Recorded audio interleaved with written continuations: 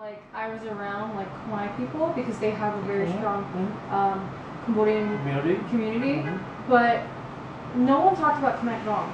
So a lot of times when I talk to friends, we talk about like where our parents come from. A lot of them say that they're from like different cities and provinces in Cambodia, but I was never familiar with like Vietnam, or like I was never familiar with the provinces there.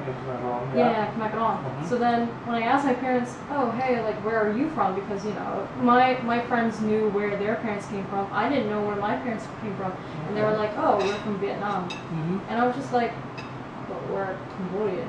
Like I didn't understand that. I was just like, you're lost. Basically, you're lost. You don't like I'm Cambodian, but my parents are from Vietnam. That doesn't make sense. So then I was just like, so are we like Cambodian and Vietnamese? Yeah. Because like mixed. Yeah, are we mixed? Like who's the Vietnamese? My dad or my mom? So so when I go to school, and then when people ask me like who I am and stuff, I would just be like, I'm Cambodian and Vietnamese. Like I'm a mix. But then when I came to Philadelphia is a background of diversity. Like just because, like, yeah, we're gonna have whites, blacks, Hispanics, we have all of that.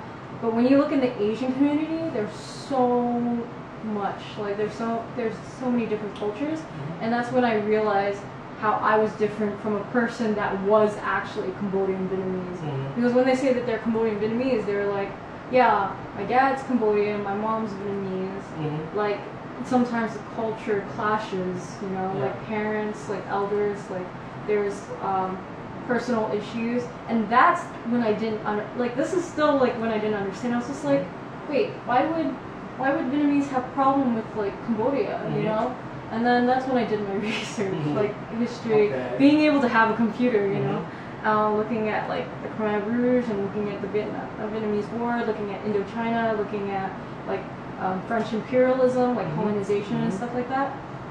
And then it clicked.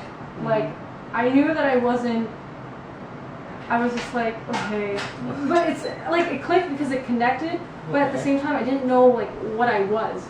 Like I didn't know that it was called Khmer-Krom, right?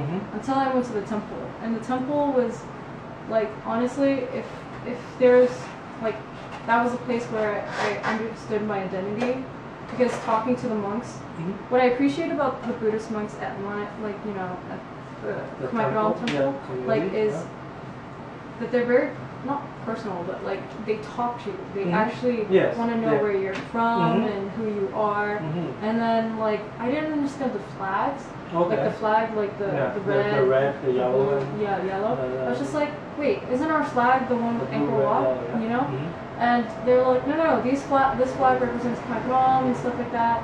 And I don't know, like that's when I did my research, like talking to the monks, talking to my mom, and my mom and my dad finally saying that we're from Khmer-Krom and stuff like that. And I'm like, holy crap! Like, why didn't you tell me this sooner? Like, why did I have to grow up thinking that we're Vietnamese and Cambodian? And then I learned about like the violations, the human violations against Khmer-Krom from the Vietnamese.